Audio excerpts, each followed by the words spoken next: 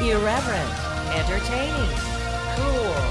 You're listening to LA Talk Radio.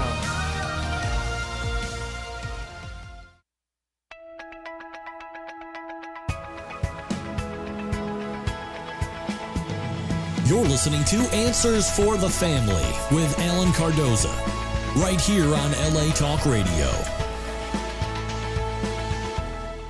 Greetings to all of you listening around the world, and a warm welcome as we bring you another edition of the Answers for the Family radio show. I'm your host, Alan Cardoza, and if you're a regular listener, thank you for joining us once again. If this is your first time, make yourself comfortable as we bring you Answers for the Family. Now, each week, this show will address a variety of issues, such as locating a runaway teen, family crisis intervention, building self-esteem, dealing with addictions, lasting health, and so much more. And having over 30 years' experience working with families in crisis, I am grateful to have met and worked with some of the top professionals in many of the helping fields and skilled authors who are working to make this world a better place for all of us. Now, you all can do me a big favor. Please check out some of our past shows at answersforthefamily.com to hear some informative and entertaining guests, as well as dynamic co-hosts, as they discuss ways for you and your loved ones to become happier, healthier, and more at peace.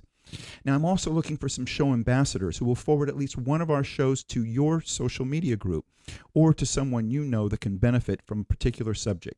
I want you to know that I truly appreciate it, and this is just another way that we together can make a positive difference in the lives of others. Now, with me today is my co-host is Art Torres. Art, well, hi, hello everybody out there in that world. Art is a dear friend. He's also a fellow investigator. He's been on the show before, and we were talking about this a couple of weeks ago. And I said, you know what? I said, we're going to talk about the promise of wholeness. And why don't you come on and join me in speaking with this guest? And I was glad he could make it. Yeah, I appreciate it very much. Looking so forward to this. It's going to be great. All right. Now, many of you are used to hearing Gabriella's voice at this time, or at least wanting to know, where in the world is Gabriella? Well, I spoke to her recently, and she is in an area. There are still some of these that exist. We don't know exactly where she's at, do we? Well, that's right. We don't know exactly where she's at because she's in an area that doesn't have any form of cell phone connection or any GPS or anything, which actually is probably a treat. Yeah. But I can still tell you that she is still out there. She is traveling the world, and it is part of the Dare to Be Kind movement, and you can all become a part of it. One of the ways is you can go to the Dare to Be Kind movement Facebook page, where you'll meet other people and you'll be able to share some of your experiences. So if you get the opportunity within a 2-mile radius to do something kind for someone and let them then pay it forward, it's a great way for all of us to make a positive difference in the world. I'm sure Gabriella will be with us next week, and she'll be able to tell us not only where she's at, but what her latest adventure is. So with that, I want to talk a little bit about our topic today, which is also the title of our guest's new book, which is The Promise of Wholeness, Cultivating Inner Peace, Mindfulness, and Love in What Is Now a Divided World. And I think this is incredibly topical considering where we're at, and it's not even just our society, it's the whole world. Yeah, I think it's the climate of the whole world. Exactly. Yeah, great title, by the way. Yes. Great title. Yes. Yeah. And again, I was thankful. I'm thankful to Jan, our producer, and for those people that don't know, I couldn't do this without her. Okay, she is the one that she is booking the guests. She is helping make all of this work as so smoothly that I'm just incredibly grateful for that. Absolutely. So a little bit about our guest. His name is Eric Erke, and he is a psychiatric social worker whose private practice has spanned more than 40 years. He's trained in Western and Eastern applied philosophy, and he has served as faculty for an integrative healing school. His original teachings merge immortal principles, mind-body wisdom, and modern psychology into practical strategies that lead to lasting peace and wholeness. And with that, Eric, welcome to Answers for the Family. Thank you. I'm really pleased to be here.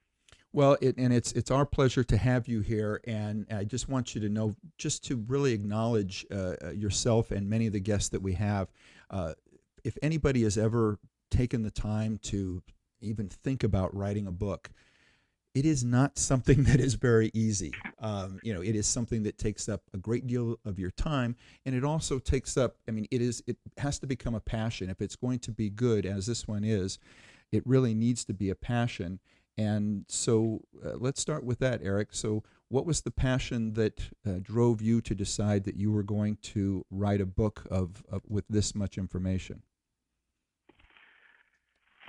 Oh, I think as a young age, I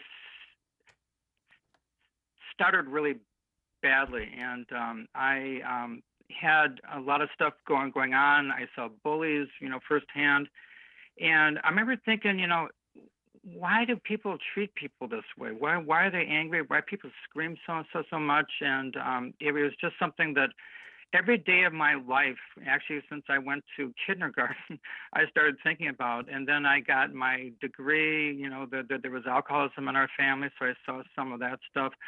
So, what a lot of psychotherapists do and people in the healing profession do is you kind of want to figure out, where you came from, and then hopefully you can pass on whatever you learned out to other people. So that thirst to find what really works. And to me, that's why I never stopped with Western or Eastern thought. Whatever I could explore that really worked, and then I could try it out with people and then see good results. So then I got really interested. Now, tell the audience a little bit about your background, because as you just mentioned, as far as you're trained in Western and Eastern medicine. Share a little bit about your background and how somebody has the ability to be able to learn both, because I think that's something that's incredibly unique and something that we need a lot more of here, where we see so much of just the Western side of that equation. Yeah, I went to a Catholic school, where we're taught Greek and Latin, when I was younger. And, in terms of the Eastern, I basically was self-taught. I just couldn't, there was about 20 years, that's all I would do is read it. I would listen to it. I remember I took the Tao Te Ching, and for 4 years, I listened to every single part of it until I could understand it. Because from my point of view, a lot of the Eastern philosophy, it was like they talked out of both sides of their mouth. And I knew that it was something profound, and then I would just do it until I could understand it. And then it became like the sky opening up, and then I could start to see, how that all worked. And then I discovered Plotinus, which is in my book, which is a Greek philosopher that was actually talking a lot and evolving a lot of the Greek philosophy in a very similar track as the Eastern guys. And then, unfortunately, when the Constantine basically combined the Eastern and Western Roman Empire and converted into Catholicism, once he made that decision, he basically exiled every Greek philosopher, raised every Greek philosophy teaching center in the world. And so that's why we don't actually hear a lot about the advancement, right after that. But I was saying that even back then that there was alignment in terms of, what in wisdom, because every philosopher at the core is finding some universal truth that will stand the test of time. Wow, that's very interesting. Holy smokes, that's an earful there of so much experience. So you took what 20? Was it like, I guess, your whole life, right? Trying to understand why things happen the way they do. Yes, I would say so. And then I got interested in a lot of the mind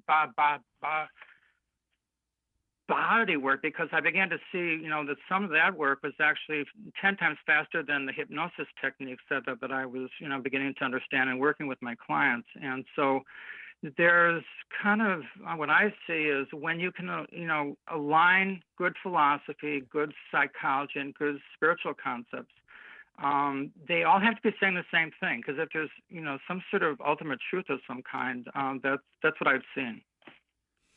Now, you just mentioned hypnosis, and why don't you explain a little bit about not only how it plays such an important role in the book, but what does this have to do with unity, duality, and illusion? Okay.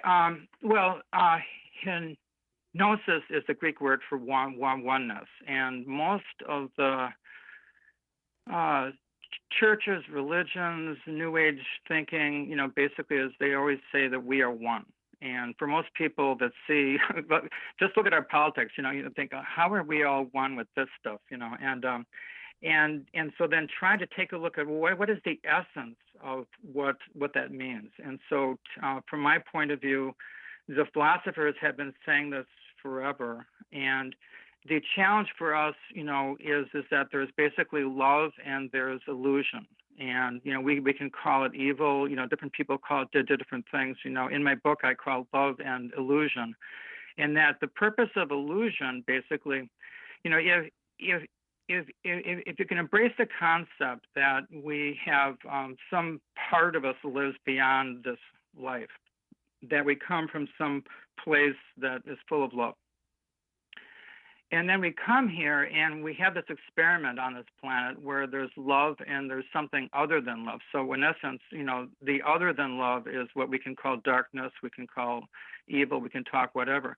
But what I've seen clinically, and again, the guys have been saying this, but it was to me seeing it for my own self, I guess, is that the core of all behavior, if you really boil it down to the essence of it, is there's a positive intention. And then sometimes we come up with a plan that's really ill-advised, and it turns out to be painful and whatever.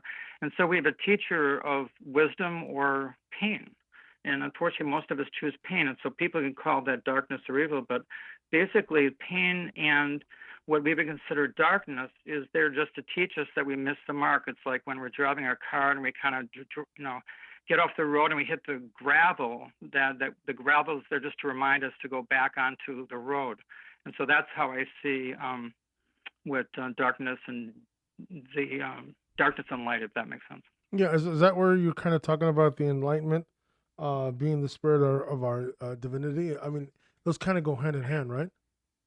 Yeah, right. I mean, I think the one core concept that I've seen, and I have in my book too, that every spiritual master, it doesn't matter whether they're Eastern or Western, that came here, they basically are teaching us how can we embody in physical form our divine nature.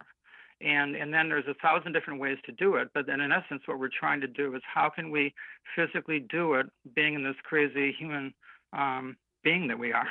Yeah, no doubt, right? Yeah. And you were just mentioning a little bit in regards to sort of like the darkness and stuff. And I know that you write in fact, it's in the book as well, that you always wondered why people are cruel. Talk a little bit about your own experience with bullying, because I know you addressed that a little in the book. Okay, thank you. I was taught all the wrong things, at first. I basically was taught to, hold my breath and kind of wait till I formed the words. And, and I was raised in Catholicism, and I tried to do my Jesus approach, was to turn the other cheek. Meanwhile, I'm furious inside.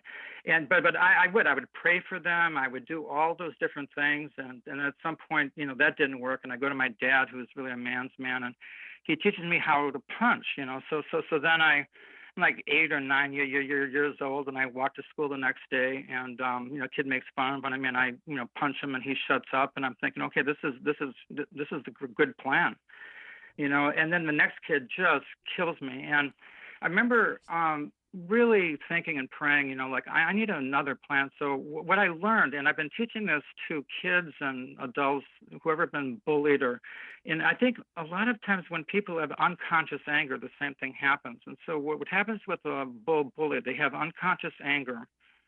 When they witness someone be in pain, they actually get relief. So what bullies are looking for is someone to discharge their anger in some way, So my emotions, I began to recognize, were food to the vampires. I thought of them as vampires back then. And that if I could be calm and not react and try the best I could to not be angry inside, because even if you're boiling on the inside, they still win, actually. And so then if you can stay in that peaceful state, they get bored with you really quickly, actually. And I can't tell how many kids that have acne and hair lips and all sorts of things, come back to me and just say, oh my God, it works, and go ahead and try it, because if you can stay calm, they get bored with you, because the payoff is the reaction, the emotional reaction that you give them, if that makes sense. That Sure. makes perfect sense. Yeah, and as you're talking, I'm just, I was thinking as myself when I was young. I was never a bully, but not to say this is right, but I used to learn that one way to stop a bully is just to give him a good punch in the nose. I'm not saying people will do that. I'm just saying.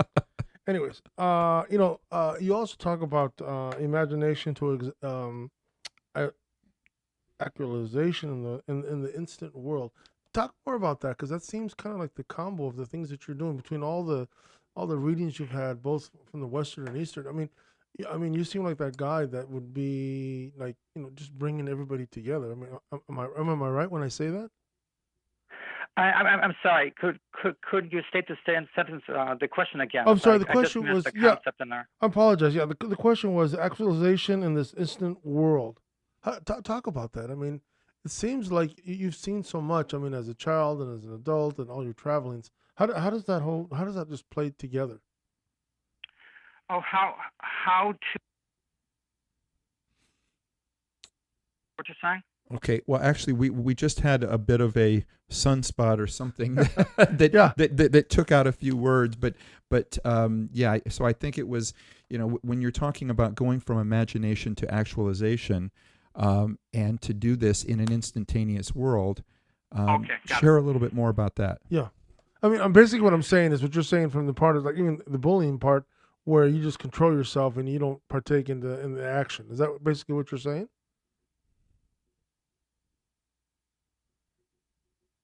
Well, another radio. You actually asked a more expansive question. Let me do the expansive part first. I think one way that we can create whatever we want to create, a good reaction or to create a better outcome in our life, to me, there's a three-legged stool. And on one leg is our behavior, that we have our behaviors aligned to what we want or what our goal is. Our second is our emotions, that we can have our emotions that we really want what we want, but there's a passion behind what we want. And then our intellect is the third. And what the intellect basically means is, do I have every part of my brain that says this is okay? Because if I've got unconscious parts to say it's not okay, well, then that's going to blow things up then too. And so if I can use that with bullying, basically, the ability to have some degree of control of your emotions, but also your behavior. So you aren't giving facial cues or whatever, and you can kind of, in essence, have a locus of control inside you that it doesn't really matter what they do. And when you can do it with your behavior and your mind and your body and your emotions can be in that alignment, whether or not it's a bully or whether or not you're trying to interview for a brand new job and convince them that you're a good employee, it'd be the same thing. So basically you're saying you just master yourself, your personal emotion, and how how you present yourself, which, for some people it takes a lifetime, right? Exactly. Wow. Right. And yet, part of the challenge then is to at least know what you need to do, because part of whatever you consciously think, the first thing, to be able to create something, you have to dream it. You have to have something that you really want to. So when your emotions are really powerfully in that direction, well, then you have part of that leg in place. And then how the spiritual works is that if you are trying to do something that's good, it's good for yourself, it's good for other people, then you can start to tap into what your soul's interested in or the spiritual world is interested in. Because whenever you have interest to help others, to help in some positive way, then there is spiritual energy that can come in to support your plan. And then that's where 2 + 2 can equal 5. In one of the areas that I think that we need to speak a lot more about, which is love, and in your book you talk about a continuum from love to illusion. And when I read that, and I was thinking kind of the opposite, and I was thinking, isn't there a continuum from illusion to love? So share with us why you see it as from love to illusion. Well, actually, I think in my thinking that the continuum means that it goes actually both ways, actually. And so the challenge is that the mistake, for example, the Eastern guys, they basically see it as a continuum, and in the West, because of the Greeks' language, they saw it as good and evil, basically. And so the challenge for a lot of us raised here is to be able to start to see it not in black and white terms, but that it goes both ways. And so I can fall into an illusion, but then I can just sort of, once I realize I'm in an illusion or that I did something stupid and I'm beating myself up for it, I can just learn to stop it and then bring love to that place and then find a loving, positive way to convince myself to do a new behavior. And all the psychological research shows that self-criticism, trying to punish yourself, to do stronger behaviors, it doesn't work. It doesn't work in every single thing. And yet, most of us are taught, that, well, you did something wrong, you need to be punished, as opposed to all we really need to learn is, if we've made a mistake, what is it that I need to do different, and then make a plan to, follow through with that new plan. Wow, that's really amazing that you're even saying that, because I know life. I mean, me myself, I have 7 children. Thank God they're all doing well. But having all their different lives and spirits and ways. I mean, trying to adjust to them. It's right down with what you're saying. I was reading in your book also where you were talking about the parallels of quantum theory and spirituality, and I guess it all goes kind of like hand in hand. Yeah, so this. I got thrilled, there's a movie out years ago, What the Bleep Do I Know? But basically there's many different ways where the people that are deep in their spiritual world has been thrilled as the quantum theory information is beginning to get more mainstream, because in essence it's saying that we're all entangled, and that once there's a relationship between two atoms, that it kind of lasts for a long time. And the essence of quantum, theory, if I can just give a quick little primer on it. Yeah, please do. Is that physicists were watching electrons shoot through these slats, and then one philosopher would say, well, I think it's going to do this. It'll be like a shotgun blast on the opposite side. Another physicists thought, well, no, I think it may be a wave function. And whatever the physicist was thinking is what the electrons were doing. Wow, that's amazing. That's what's so amazing. Wow, that sounds amazing. Wow. Yeah. So everything you've ever read about, how you think, you create your reality, what goes around.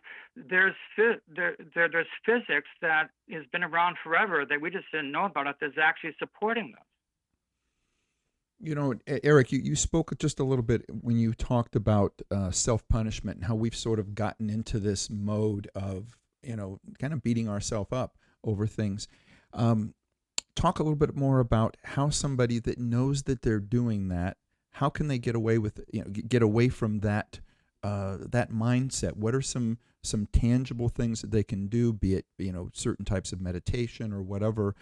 So for the listener that's out there that's going, God, I do that all the time. How can I get away from that? Give them some tips. Oh, okay. Well, there's the DARE technique, which is just saying no, which, has a very limited shelf life. Let me explain a little basic stuff that it helps explain why it's so difficult. When I did the research for the brain in my chapter 7, one of the interesting things that I learned, what they're finding out, is when there's trauma, that it gets locked into your right hemisphere. And so when you read a book or you talk, it's your left hemisphere. So in essence, if you've been traumatized by someone physically, abusing you, or that, you have a strict religious background that believes that God can send you to hell, because in essence, if the God of your faith can basically say that I can punish you and that's actually my right, and then it's really easy to think, well, then I can punish my partner, I can punish my friends and my kids and myself, that's part of the divine plan. And so some of these can get anchored in very deeply. And there's a concept in my book that I find profound. I call it a primary love template, because when I watched kids really young, they're full of love, and whatever their parents do, good and bad, they hardwire that into their system, and then they treat themselves the same way. So in talk therapy, just yelling at your parents that they did crazy stuff doesn't actually solve that, because when I really see people heal that, it's actually they find that there's a part of them that actually believes that it's a loving act to do these things. It's usually locked in your right hemisphere, which is why you have to do something experiential to stop some of these chronic problems. So one technique can be that you can have your wise part witness the punitive part of you. I think of them as voices inside your head. One says, well, I shouldn't criticize myself, and then another voice just starts doing it, and then as soon as you catch yourself to try to put on an extinction cycle, just to think of something else, divert your attention or whatever, and that can be effective for some people.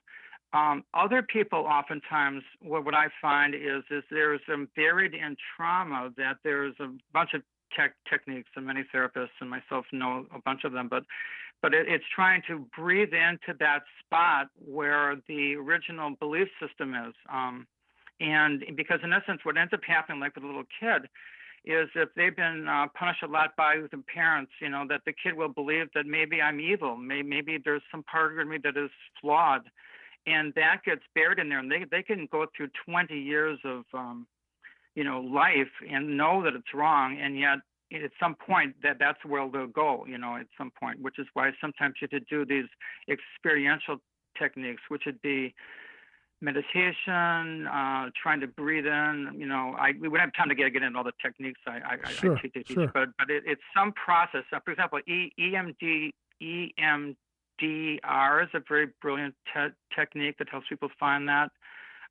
But if you put your intention to focus in on that spot, sometimes you can actually hear the words inside, that somebody had said to you, and you can begin to recognize, from your witnessing state, the illusion that got buried in that right hemisphere, if that makes sense. Yeah, it makes absolute sense. And in all that you're saying, I was thinking about, like you said, children. I mean, it's said that, we teach them anger and hate, but I guess there's some of that is, like DNA bound, right? Some people are very angry, some people are not so angry, but do you think that those two go together? We teach hate, we teach all that. Is that? Go ahead. I'm so sorry. No, fine. You made it a good question. There's been a debate forever. Is it nature versus nurture? Nurture. Are you born that way, or are you developed it on your own? And from my point of view, it doesn't make any difference, because in essence, once it's there, the only thing you can do is try to heal that. I worked at psychiatric hospitals. I worked with kids with brain damage from abuse. And no matter what the reason why the kid had the problem, the only thing we could do with them is, what are you going to do now with this thing, And so we would teach them, this is what you do with this situation, this is what you can do with that.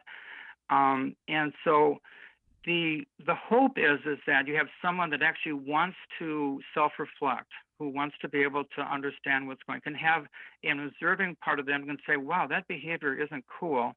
I don't want that. And so if there is an organic sort of component, which does happen, people are born with bipolar, or they're schizophrenic, or, there are certain people that the families seem to be all depressed, it just means that you've got to have a heavier load, but yet we can overcome that. I believe we can all overcome most of the things that do occur if we developed a bad habit for whatever reason. People that are bullies, or they're kind of got an anger problem. I worked with kids in residential treatment centers, and they were all their angry adolescents. And what I learned underneath all that anger was usually fear. And if we could find out the deeper emotional material, and all healing happens with sympathetic resonance, when you can bring not only your own heart, but someone else's heart can kind of hold your heart while you go through that. You can release whatever illusion, and that's what the continuum about the love and illusions, that those are illusions that we're here to master. I love that. We are talking with Eric Erke. We are talking about his new book, The Promise of Wholeness, Cultivating Inner Peace, Mindfulness, and Love in a Divided World. So if the divided world is bothering you right now, we're going to take a break. In the meantime, take a couple of deep breaths Inhale, exhale, I love that. relax, add a couple of ohms if it makes you feel better. But you're listening to Answers for the Family, and we'll be right back. Be right back.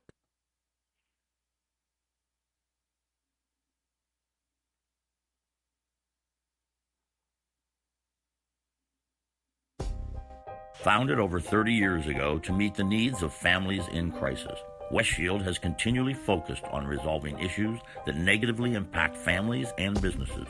Our signature therapeutic transportation service helps to ensure that adolescents in crisis are safely transported to specialized schools, programs, and treatment centers with unsurpassed experience and success. We are supported by our full-service licensed investigation agency that has legally, professionally, and compassionately located hundreds of runaways and teens. We are experienced and qualified to help, offering solutions which may include referrals to our international network of top professionals in the fields of educational consulting, psychology, psychiatry, and investigations. Simply put, West Shield Adolescent Services and West Shield Investigations are the best solutions when your family is facing a personal crisis. Call 1-800-899-8585, 24 hours a day, 7 days a week. That's 1-800-899-8585, or visit our website at westshield.com. Thank you. And we're back. With me is Art Torres. We're talking with Eric Erke, and we're talking about the promise of wholeness and just how perfectly timed this book is, because it's about cultivating inner peace, mindfulness, and love in a divided world. And unfortunately, that's what we're seeing right now. So, in fact, while we were at break, and Art and I were talking a little bit about this, first of all, it's great to have Eric on here. Sure is, yeah, absolutely. But this is also something that, many people are living this, so, I'm grateful to have Eric on to be able to talk about 40 years of looking at this and being able to give really positive ways in which people can make the changes in their life, and how it'll take you from one point to the other. Because as soon as you start getting inner peace, all of a sudden everything else changes in your life, including your mindfulness. All of a sudden you're seeing things differently. You're not buying into this whole divided thing. You're seeing things more from love, from kindness. Yeah, Eric, I've got a question for you. I mean, right now you're hearing about, our president doing the vision in the whole world. I mean, is that really at the universal level? For me, Trump represents a process that's been happening for some time. I think he's the pinprick head of it now. Yet there's other people around the world that are, copying some of that stuff. I think that, there's so many things that are challenging around how to be whole, while we see the horrible things that we see with immigration. We see, things that we thought our country stood for isn't really what we're seeing right now. And there's multiple things that are there to challenge. I remember when I was trying to write about being incorruptible in one of the chapters, and part of what I liked about Viktor Frankl and some of his work when he was a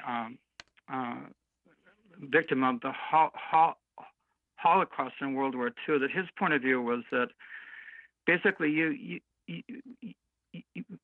you don't really know why these things happen, and he gave up even trying to figure it out. He says the only thing you have control over is what you do about them. What is your response to those things? So the challenge is that for people that are super sensitive, that whatever you judge, you tend to vibrate at the frequency of that which you judge, which means it lowers your frequency. That whatever you think that you don't like and you're just steaming with anger, it's just going to lower your frustration point and get you stressed out. Obviously, people can send prayer work to send light there, and at the same point, if you feel that you need to do something to stand up for a different point of view. The challenge is how to hold and be grounded, as you either send money or you try to make a statement of some kind. And the challenge is to not get into a position of opposition and at the same level that you do. So standing in for what you love and what you hold is actually the challenge. How easy is that to do? It's extremely hard. In fact, it's as hard now as it's. I mean, I'm 68 years old, and I marched against the war in Vietnam. And I went to school right when Kent State happened. Just a few miles down the road, and I'm watching friends of mine getting shot with wooden bullets, and it's so difficult to hold love when you're seeing such pain around the world, and yet that is our job, to be able to send light and to hold their place. I think there's another piece that I have in chapter 8 about people that are really energy sensitive people, and I could talk about that at a different time. But some people that are extremely affected by this, and they find themselves going into depressions or whatever, that they really need to not watch this stuff and focus on these divisions as much. Eric, you just mentioned, actually both of you mentioned about some of the divisiveness that we're dealing with right now, but you also mentioned to sort of stand up for your passion. And I completely agree, but at the same time, it's the way in which we stand up for it that I think is becoming a problem. I know that I was at a conference recently, and I had a conversation with someone, and we disagreed on a variety of things, and it was an incredibly enjoyable experience because we did this, and this is someone, and I'm also in my 60s like yourself, as was the gentleman I was speaking with. And it was an incredibly civil conversation that we could disagree, and so the one person would talk about what they were thinking or what their passion was. The other one came back with, that's an interesting approach, but have you thought of it looking at this way? Or have you thought of it looking at that way? And that, to me, is healthy. I think what we have out there now is something that is incredibly unhealthy, which is we have two different groups that are telling people not to listen to anything that the other side says, but to demonize them or to stick your ears in your finger and make noises so that you don't hear anything they say, and to essentially tell them if they don't agree with you, there's something wrong with them. And that's where I think that the problem, and it isn't just with one side, it's literally both sides. And I've spoken to people and on the subject of saying, anybody that tells you to demonize, anybody that tells you to hate or to be that divisive, even if it's the people that you believe that they have the right idea, even if they have the right idea, telling you to demonize or to hate is what's wrong with it. Now, would you agree that, this is kind of part of the problem? And what would be some of the ways you would think that we can move away from that? Well, first off, Alan, I think you make a wonderful point, and bless you and the people that can have that civil conversation. I love that as well too, because then you have an exchange of ideas with two heart-centered people, which is fine, and debate is a great thing. I think that the pull to be in a tribe is extremely seductive.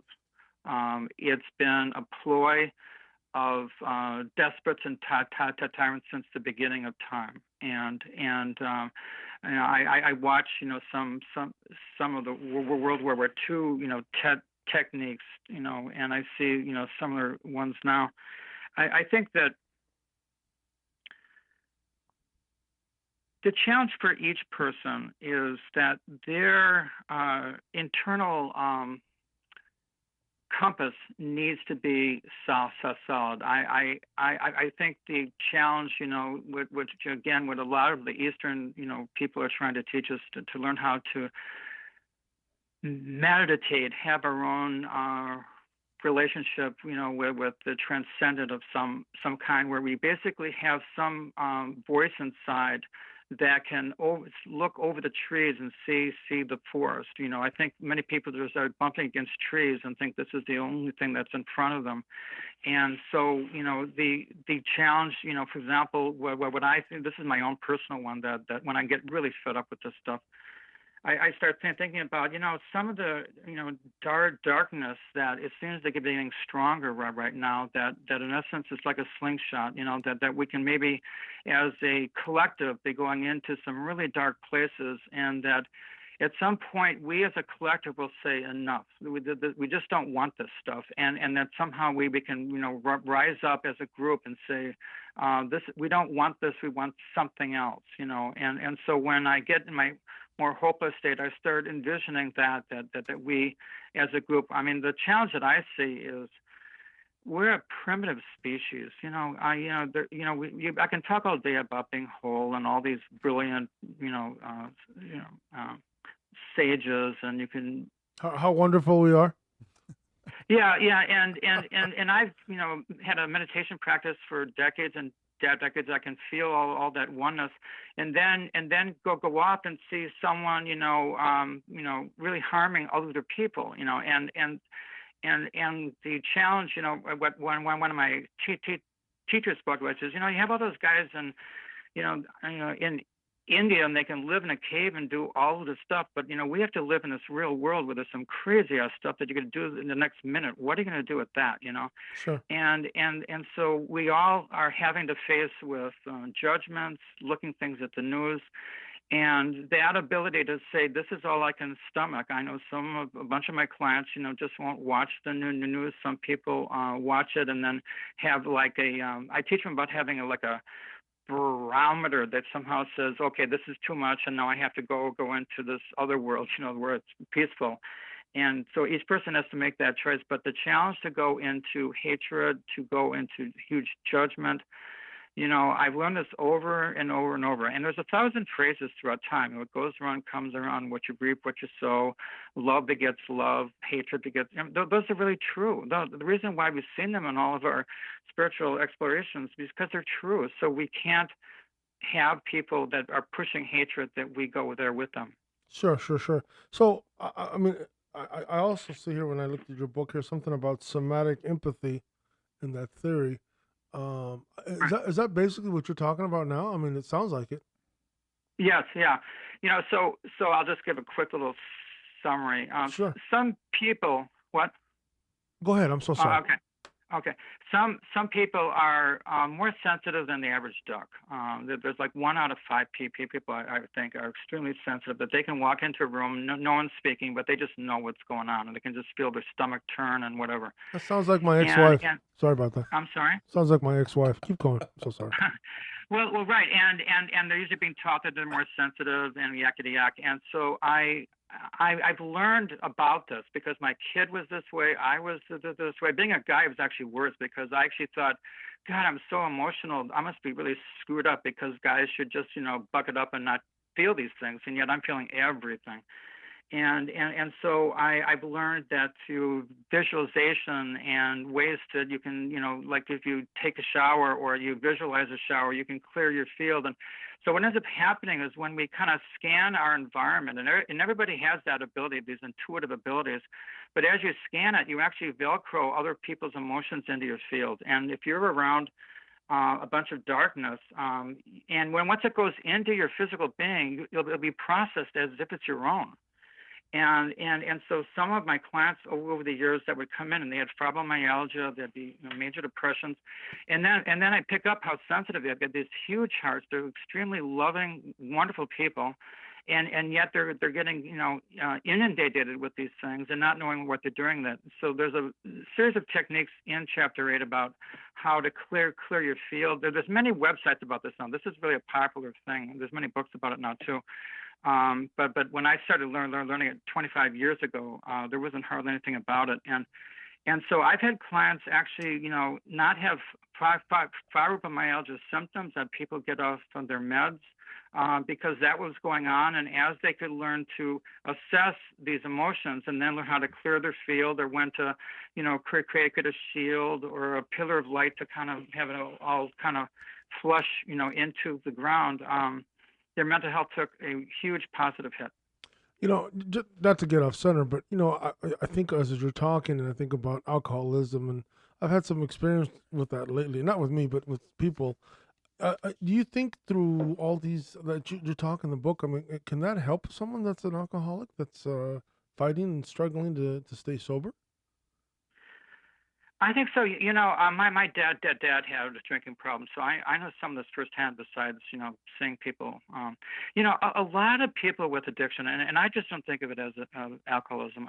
There's food addictions, there's drug addictions, there's workaholism. The core of all addictions is that there's some emotions that are coming my way, and I don't want them. And whatever I do to blunt those emotions is my addiction. It can become an addiction, or whether or not we drink or whether or not we just avoid them. Typically, whenever I've treated people with addictions, that's the core difficulty, that they have to go face the emotions. That's why there's AA and NA programs where they're trying to connect to people so they talk about those emotions. So what can happen is some of these really sensitive people were hit with these emotions, and then getting drunk was a lot easier than feeling them. So a number of my clients, and I'm not saying all of them, but like I said, 1 out of 5. But there can be some people that are actually extremely emotionally sensitive. That if they learn some of these techniques, if that's one of the things that's going on, they'll be easier for them than to handle their emotions, because they'll be processing their own emotions rather than theirs and everyone else, in the room. Yeah, I think, I think your book would be some really good reading for some people that are battling, whether it's alcoholism or drugism or whatever it is. I think your book would do them some real good. Oh, well, thanks. Now, Eric, we have a listener question, and I want to take this time to thank the listeners that do take the time, many of which we get some that are teachers or people that work during the day. They send these to us either through instant message or they email. Please keep them coming in. What we do is we make sure that they get answered on the air, and then many people tell us that they subscribe to us through iTunes or Stitcher or something similar to that. They listen later to get their answer, and so again, we thank you for that. This one reads, I read the summary where you state in your book that critical exercises for infantile, childish, and adolescent stress responses, about adolescent stress responses. I think that's brilliant. I would really like to order your book if it relates to what I'm experiencing with some friends who are entirely too overreactive and drama-driven over every little thing. The excuse they give for their stage-worthy performances is their enhanced spiritual sensitivity and or great depth of spiritual emotion. Can you comment to this? And this is from William in Minnesota. What a great question. Wow. What a great question. I'm just thrilled to attempt to answer it. In chapter 7, I talk about one thing I watched, and this is an important thing that I'd love to pass on. I invite everyone not to look at someone's chronological age, but only look at them on their emotional age. Because there can be 70-year-old people that are acting like infants. We kind of see that on the news at times. And they can act like children and adolescents. So in my book, I talk about, I describe each of those states because, briefly, like an infant, they can only, just like a real infant, they can only think of themselves. They can't think of another person, and so when someone is totally narcissistic, only focusing on their own issue, that they're psychologically an infant. The same intervention you would do with an actual infant is you try to take care of their needs to calm them down. That's actually the best strategy when someone is actually acting like an infant. Moving on to a child doesn't understand their emotions. Abstract thinking doesn't kick in to age 13 to 15, so they can't really talk about emotions. So what kids will do is they'll basically act out their emotions behaviorally. Like if they're nervous, they'll like stamping their feet, and you ask them, anything's wrong. They'll say nothing, but you look at their behavior, and they're like a nervous wreck.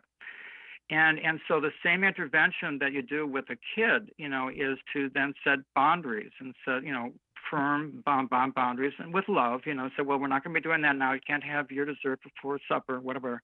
But you would temper those words exactly to an adult. When my mom passed away, but she would fall into that state sometimes in her old age at the nursing home, and I'd say, Mom, here's what we're going to do. We're not going to talk about that. We're going to be doing this, and she would just say, okay, because I would do it with love. But you can really find that if you hit the right emotional stage, these interventions really do work.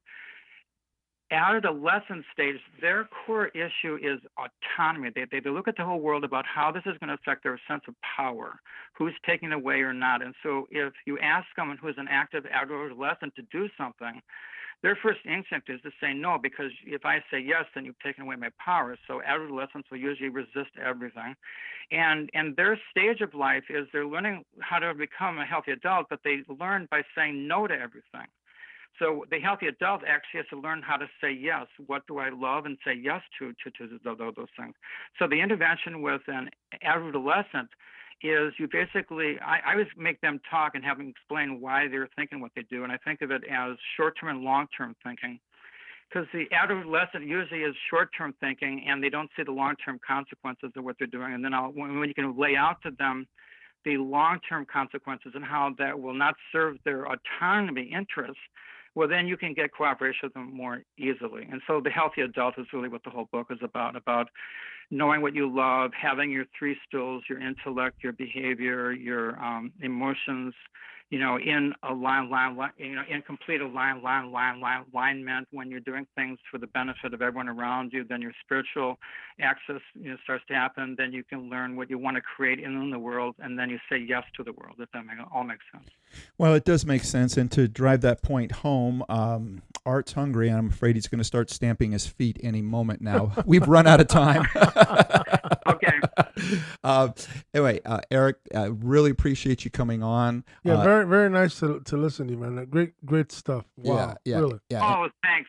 And it's a pleasure to be talking with each of you as well. Thank you. Well, and for everybody out there, and I assume, Eric, you can get the book at anywhere. You can get it at Amazon or Barnes & Noble, all the places where you can get books, correct? Correct. Yes, that's wonderful. So again, thank you for coming on. Please keep us posted. In fact, I'd like to have him on again. Yeah, there's a lot more to be talked about. Exactly, and that's what I was going to say. And especially if you have a follow-up coming up to this, let us know. We would love to have you back on and pick up where we left off. Great. And I also write things, and I have a website, ericurkey.com, if they want to read some stuff that I'm currently working on right now. Okay, so and again, for those of you, that's Eric Urkey, but that's spelled ERECEHRKE.com. If there's for those of you that are driving, we'll have all of that on the website, the answersforthefamily.com website. So, I realize that the spelling might be an issue there. So go to the website. We'll have it correct on there, and you can check out everything. Great. All right. Now for everybody. And I would love to hang out with you guys as well again. Oh, and yeah, in fact, I was going to say, if you get out to Southern California, let us know. Okay, well, thanks a lot then. All right, take care. And for everybody out there, please be sure to put us on your calendar and tune in next Monday when we're joined by Zanet Pellet to discuss her best-selling book, Living an Orgasmic Life. And please visit our archives. Did you say orgasmic? I did say orgasmic. I love that. Yes, yeah. See, it's just the way in which you name it that we want to give you just enough to make sure that you're listening. So if you want to live an orgasmic life, be listening next week. Please, if you get a chance, go to our website at answersforthefamily.com. Listen to some of the past interviews. You can do the same on iTunes or Stitcher. If you like what you hear, leave a comment. Share something with us. One is it's going to make other people find out more about what you think. It'll help people know either to go to a particular show or not. If you have some suggestions on how we can make it better, let us know that too. If you're on Facebook or Twitter, please remember to stop by that page as well. Check out our last post. If you like them, please like us and continue to spread the word. And if you like me, let me know. There you go. And we'll have special messages going directly to Art. Thank you. For everybody, be good human beings, and be with us again next week on Answers for the Family. Peace.